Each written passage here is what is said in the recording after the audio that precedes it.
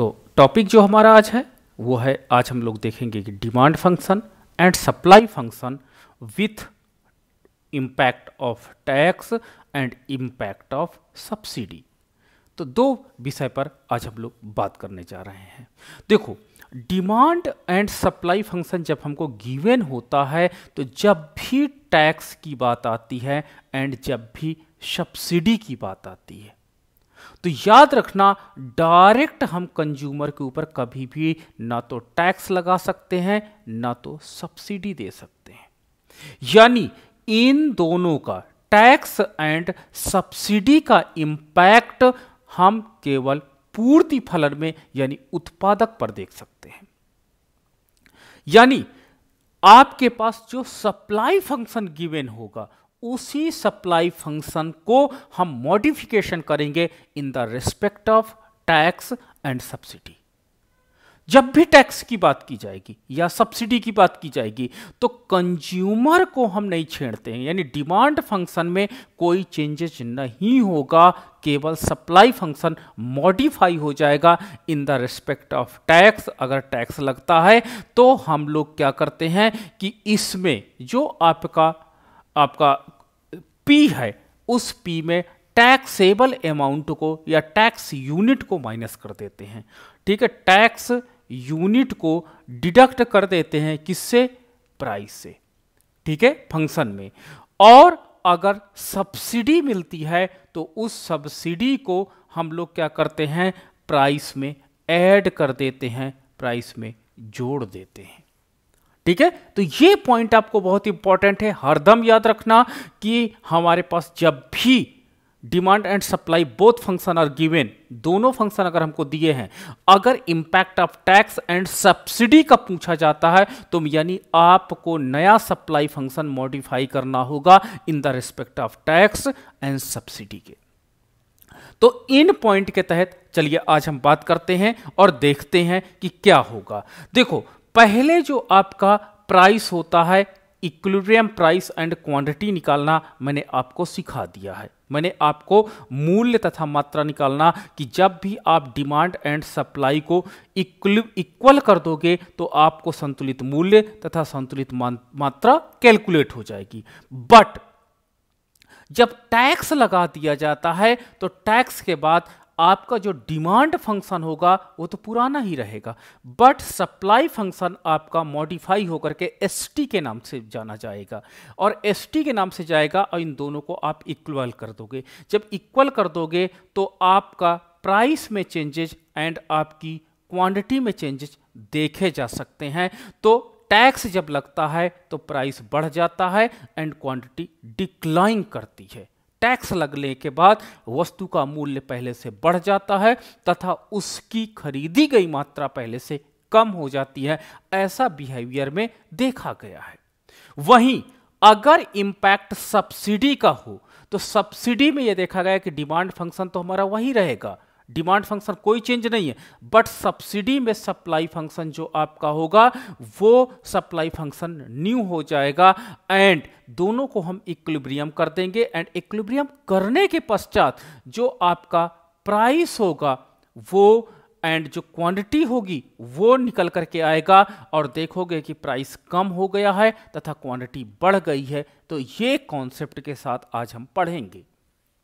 ठीक है, तो मैंने दोनों को आपका इंपैक्ट स्टडी करना सिखा दिया है। तो चलो, एक मेरे पास क्वेश्चंस है, उस क्वेश्चन में हम लोग पहले इक्विलिब्रियम नॉर्मल निकालेंगे without any tax and subsidy के। हम प्राइस एंड क्वांटिटी को ज्ञात करते हैं, फिर उस पर हम टैक्स लगा करके चेक करेंगे कि टैक्स के बाद नया प्राइस एंड क्वांटिटी क्या होती है, क्या प्राइस राइज होता है या प्राइस राइज नहीं होता। और दूसरा हम लोग स्टडी करेंगे कि what will B impact of subsidy on. ठीक है, सब्सिडी जब हम लोग देते हैं किसी प्रोड्यूसर को तो वो क्या इंपैक्ट कर रही है, इसके विषय में आज डिस्कस करने जा रहे हैं। तो चलो देखते हैं। एक मेरे पास डिमांड एंड सप्लाई फंक्शन का डेटा गिवन है। द डेटा इज, जो डेटा मेरे पास गिवन है, आपके पास Q equal to -10 plus 2P and the another function is given Q equal to 20 minus 2p. There are the two functions given. First q equal to minus 10 plus 2p and another q equal to 20 minus 2p. तो first function will be called, पहले function को हम क्या कहेंगे, demand और supply? Please reply me. Supply sir. Supply function. Because of, क्योंकि, क्यों कहेंगे इसको supply function?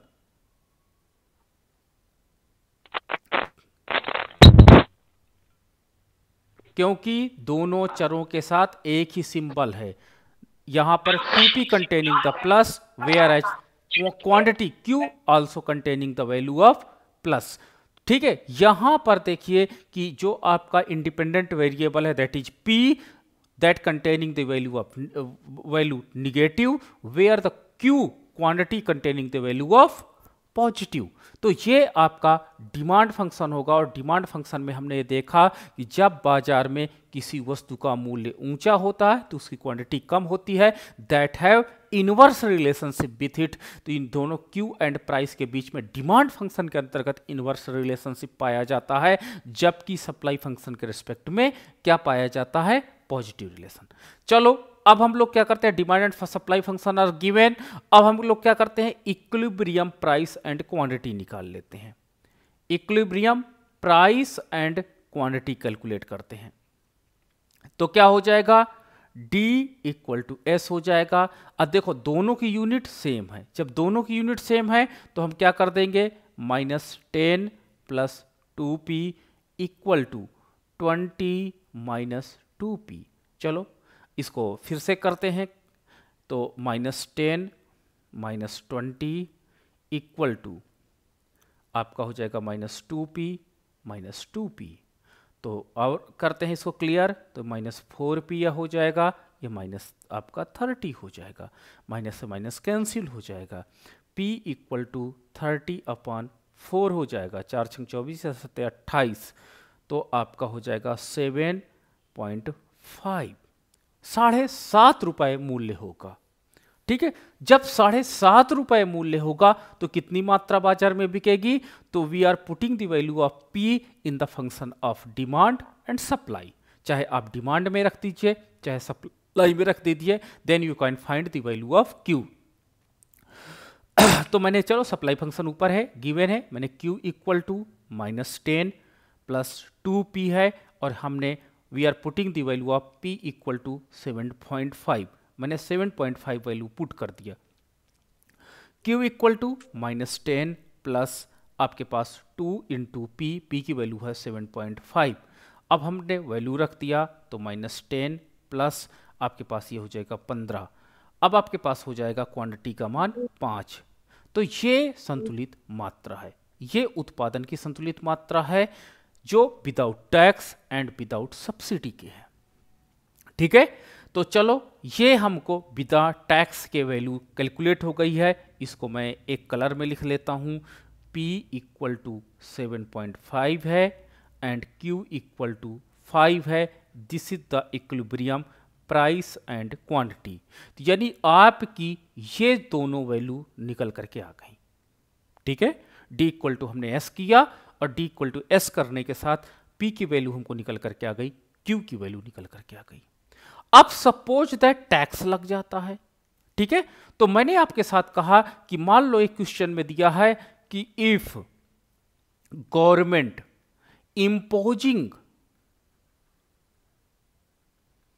imposing the tax 2 rupee per unit, 2 रुपए प्रति इकाई टैक्स लगाती है, then what will be new price and new quantity.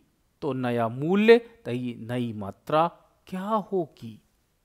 ठीक है, तो मैंने क्या बोला कि आपको जब टैक्स की बात आ जाती है और here is the tax is 2 rupee per unit, तो 2 रुपए प्रति इकाई टैक्स है. तो किसको, सप्लाई फंक्शन को आप यहां से उठा के ले लीजिए. Supply function is given Q equal to -10 plus 2p है. ये आपका सप्लाई फंक्शन है. मैंने बोला डिमांड फंक्शन के साथ आप कुछ नहीं करोगे, केवल सप्लाई फंक्शन जो होता है उस सप्लाई फंक्शन के साथ ही आप काम करोगे। ठीक है, जितना टैक्स है, टैक्स कितना है, tax equal to 2 rupee per unit की बात की गई है। तो मैंने बोला था जो पी है उससे टैक्स अमाउंट घटा दिया जाता है। गवर्नमेंट टैक्स आपसे लेती है, किससे, प्रोड्यूसर से, और supply function belonging to the producer, producer को भी बिलोंग करता है। तो क्या हो जाएगा न्यू सप्लाई फंक्शन, तो क्यू टी, मैंने टी टैक्स के बाद नया सप्लाई फंक्शन की बात कर रहा हूं, तो -10 + 2 ब्रैकेट में आपका हो जाएगा P - 2। ठीक है, ये देखिए टैक्स जब लगता है तो सप्लाई फंक्शन को P को इंडिपेंडेंट वेरिएबल के रूप में आप रख लेते हो और उसमें टैक्स अमाउंट को क्या करते हो, माइनस कर देते हो। इन क्या होता, with the help of brackets. Bracket लगाना बहुत इंपॉर्टेंट होता है। If you are not using the bracket, आपका क्वेश्चन रॉन्ग हो जाएगा, बिकॉज जो आपके पास सप्लाई फंक्शन जनरेट होगा आफ्टर टैक्सेशन वो रॉन्गली हो जाएगा। एक बार आप ट्राई करिएगा जब भी। तो चलो इसको आफ्टर सिंप्लीफाई करने के बाद QT इक्वल टू -10 + 2P -4। ठीक है, तो QT equal to -10 + 2P plus आप पे क्या पास कितना हो जाएगा, ये 14 हो जाएगा, सॉरी ये 14 हो गया, ये 10 -4 -14 हो जाएगा, plus 2P। This is new supply function after taxation. इसको थोड़ा सा मैं और अच्छे से लिख दूं। Okay, new supply function after taxation. Tax के बाद कौन सा नया सप्लाई फंक्शन बना, QT करके बना। और मैंने बोला था कि जब टैक्स लगेगा तो आपको एक नया सप्लाई फंक्शन मिलेगा जो टैक्स के साथ होगा। ठीक है, टैक्स के साथ आपको मिल गया। अब डिमांड के साथ इक्विलिब्रियम कर लीजिए। तो चलिए डिमांड फंक्शन क्या होगा, यही डिमांड फंक्शन आप उठा करके लाओगे। तो चलो रखते हैं demand equal to D equal to ST। तो ST क्या है, सप्लाई फंक्शन ये है, डिमांड ऊपर है तो हमने उसकी वैल्यू रख दिया 20 - 2P इक्वल टू -14 + 2P। चलो वैल्यू रखते हैं। अब आपके पास क्या हो जाएगा, -2P - 2P equal to -14 - 20, 4P equal to -34, minus से माइनस कैंसिल हो गया। तो P इक्वल टू कितना हो जाएगा, 4 × 8 = 32 और 4 × 5 = 20, 4 × 8 = 32, 4 × 5 = 20। तो अब आपके पास हो जाएगा जो प्राइस हो जाएगा 8.5, जो पहले कितना था 7 रुपए 50 पैसे, अब वो मूल्य हो गया चेंज होकर के 8 रुपए 50 पैसे। बहुत सोचने की यहां पर एक बात है। क्या सोचने की बात है कि टैक्स देखो सरकार ने 2 रुपए यूनिट लगाया, टैक्स सरकार ने 2 रुपए यूनिट लगाया और प्राइस केवल 1 रुपए ही बढ़ रहा है। यानी प्रोड्यूसर क्या करता है, प्राइस में केवल 1 रुपए शिफ्ट कर रहा, 1 रुपए अपने जेब से भर रहा है। ठीक है, तो देख रहे हो कि टैक्स का अमाउंट 2 रुपए है, यानी 2 रुपए पर यूनिट टैक्स भर रहा है प्रोड्यूसर और 1 रुपए ही प्राइस बढ़ा रहा है, यानी 1 रुपए अपने जेब से देना पड़ रहा प्रोड्यूसर को।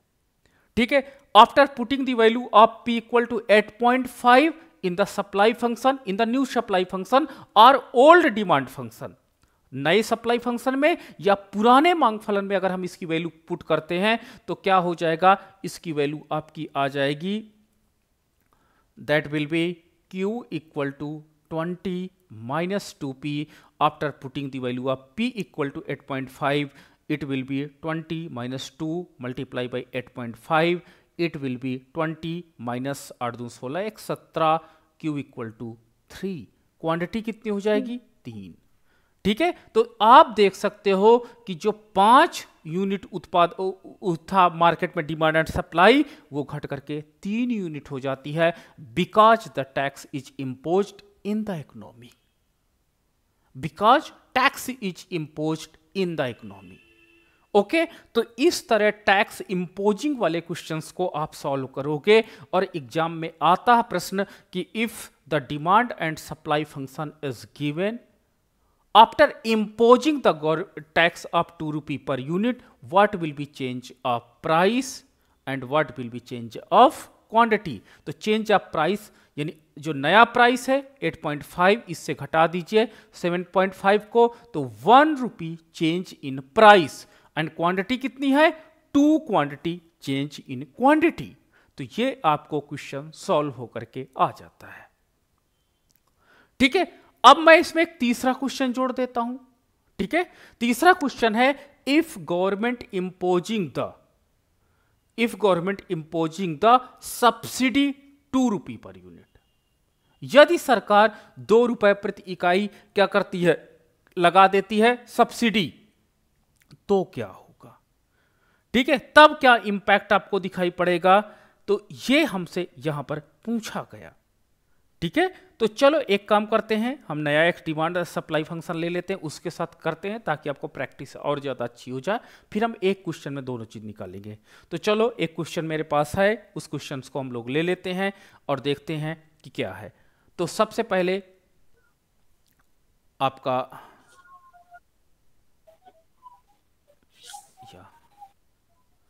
आपका है P equal to -200 plus 50p. This is one function and another function is P equal to 1000 minus 25p. ये दो फंक्शन दिए गए हैं। ठीक है, कहते हैं calculate the equilibrium price and quantity. पहला है कि सॉरी दोनों तरफ पी आ गए हैं, ये थोड़ा सा मुझे ध्यान देना पड़ेगा, इसमें क्या प्रॉब्लम आ रही है, इसमें प्रॉब्लम आ रही है, ओके ये क्यू है, सॉरी दिस इज क्यू। ठीक है, तो पहला आपको कैलकुलेट करना है कि इक्विलिब्रियम प्राइस एंड क्वांटिटी क्या है। If government provides you 2 rupee per unit subsidy, 2 rupee per unit subsidy provide कर देते हैं, तो बताइए कि नया प्राइस एंड क्वांटिटी क्या होगा and what will B change and what will B change in किस पे, प्राइस एंड क्वांटिटी पे क्या चेंज होगा। तो चलो ये प्रश्न हमको एग्जाम्स के लिए मान लीजिए हमारे पास गिवन है। अब हम इसको कैसे कैलकुलेट करेंगे, तो इसको कैलकुलेट करने का सबसे बढ़िया तरीका क्या है कि सबसे पहले आप डिमांड एंड सप्लाई फंक्शन की पहचान कर लीजिए। बताइए पहला वाला फलन क्या है, डिमांड और supply. Supply. Because of supply है, क्यों, पॉजिटिव है sir. Okay and second is demand function. चलो सबसे पहले कैलकुलेट इक्विलिब्रियम, तो इक्विलिब्रियम कैलकुलेट करने के लिए हमको कुछ नहीं करना है, इक्विलिब्रियम का फार्मूला होता है डिमांड इक्वल टू सप्लाई होता है। ठीक है, डिमांड आपका है कितना, -200 प्लस 50p इक्वल टू आपके पास है सप्लाई फंक्शन या डिमांड जो भी आपका, सॉरी मैंने उल्टा लिख दिया है, मैं इधर एक काम करता हूँ, इसको इक्वल यहाँ लगा देता हूँ एंड आपका सप्लाई डिमांड फंक्शन ये मेरा हो गया, ओके नहीं अब यहाँ कर देता हूँ, गड़बड़ हो जाएगा, सप्लाई डिमांड फंक्शन इधर लिख देता हूँ 1000 माइनस 25p। तो ये डिमांड की जगह मैंने डी की जगह डिमांड फंक्शन लिख दिया एंड सप्लाई की जगह सप्लाई फंक्शन। चलो अब कैलकुलेट कर लेते हैं, तो -25p minus 50p equal to कितना हो जाएगा, -200 माइनस 1000, चलो कितना हो जाएगा, -75p इक्वल टू -1200। माइनस से माइनस कैंसिल हो गया। P equal to 1200/75। कोई बता सकता कितना आएगा P का मान?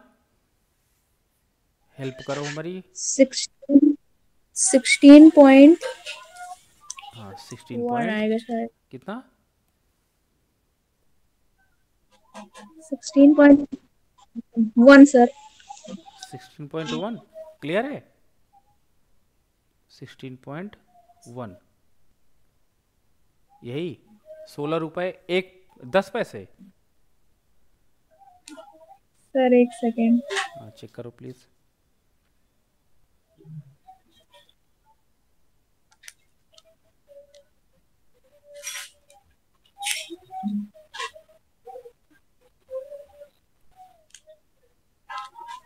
ओनली 16 ही आएगा सर। ओके तो ओनली 16 आया है, 16 रुपए इसका प्राइस है।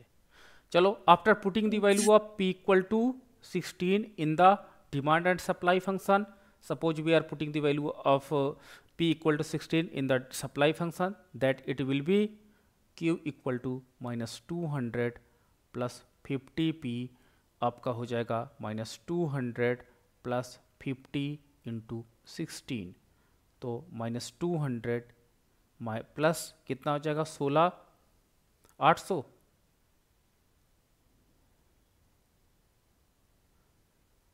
800 में से 200 घटा दिए 600 बचा। तो ये मेरी क्वांटिटी हो गई। तो ये संतुलित मूल्य तथा मात्रा निकल करके आई और मैंने इसको एज ए रिजल्ट के फॉर्म में यहाँ पर पुट कर दिया आपका P बराबर 16 एंड Q बराबर 600। ठीक है, ये संतुलित मूल्य तथा मात्रा हो गई। अब देखो प्रॉब्लम क्या है कि अगर सरकार 2 रुपए की सब्सिडी देती है तो सब्सिडी किसके साथ देगी? सप्लाई फंक्शन के साथ। तो ये पॉइंट याद रखना कि आपको सप्लाई फंक्शन ढूंढना होगा और उस सप्लाई फंक्शन में P को राइट साइड करना होगा। अगर मान लीजिए फलन में 50 इधर रहता, Q माइनस इधर रहता, तो आपको उठा करके इसको ट्रांसफर करके समीकरण को सेट करना होता और एनी हाउ आपको क्या करना होता, जहां पर भी P है, चाहे आप दाहिने साइड चाहे बाएं साइड, ब्रैकेट में P माइनस इतना करना होगा। कितना? P प्लस सब्सिडी अमाउंट करना होगा। तो चलो आप एक काम करते हैं। तो यहां पर आपका Q इक्वल टू -200 प्लस 50 और P का मान क्या है? तो P का मान आपका हो जाएगा आपका P प्लस सब्सिडी हरदम जुड़ती है, सब्सिडी हरदम लोगों को मिलती है, तो इसलिए P प्लस आपका हो जाएगा 2 रुपये पर यूनिट। तो अब इसको सिंप्लीफाई कर लेते हैं। तो ये QS मैं लिखता हूँ, QS equal to -200 plus 50P plus 100। तो क्या हो जाएगा? QS इक्वल टू कितना हो जाएगा? -100 प्लस 50P। ये आपका हो जाएगा सप्लाई फंक्शन आफ्टर सब्सिडी।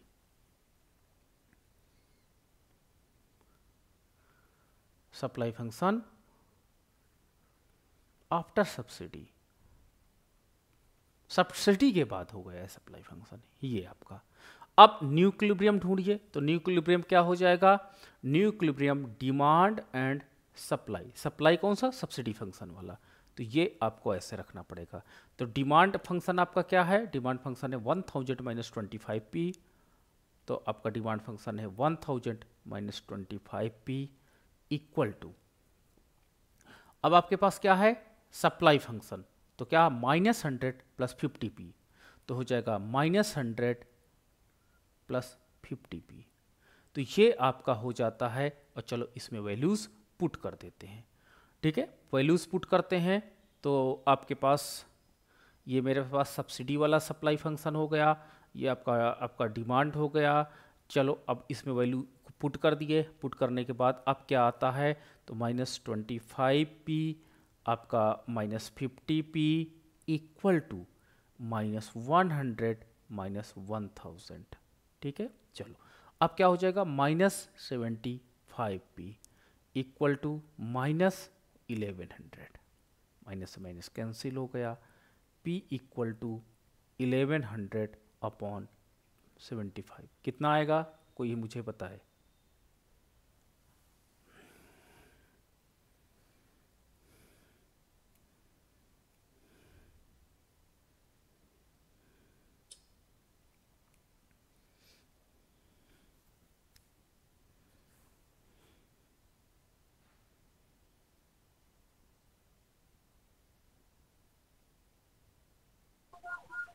$13.33। नहीं नहीं 1100 है, 1000 नहीं है, मैंने यहाँ पे लिख दिया गलती से, ये 1100 है, ठीक है 1100 है। 11 ओके एक सेकंड। सर 14.66। तो 14 पॉइंट आपका 66 आएगा, 14.66। चलो अब इस प्राइस को रखो डिमांड एंड सप्लाई, या डिमांड या न्यू सप्लाई फंक्शन के साथ, तो हम डिमांड में ही रख लेते हैं।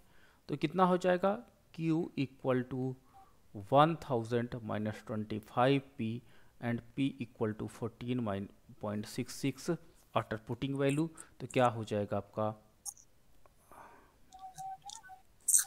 तो ये हो जाएगा आपका Q equal to 1000 minus 25 into 14.66। चलो वैल्यूज को पुट कर देते हैं, माइनस आपका हो जाएगा 25 मल्टीप्लाई बाई 14.66,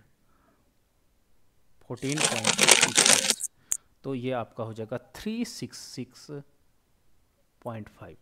अब इसको माइनस कर देते हैं, तो जब माइनस 1000 से करते हैं तो ये आ जाता है कितना, 633.55। तो ये क्वांटिटी हो जाती है। अब देखो ये क्वांटिटी हो गई। अब देखो कंपेयर करते हैं, पहला प्राइस क्या था, ये यहां पर लिखा 16 और 600 प्राइस, पहला प्राइस P1 मैं कर लेता हूं, वो 16 था और क्वांटिटी कितनी थी 600।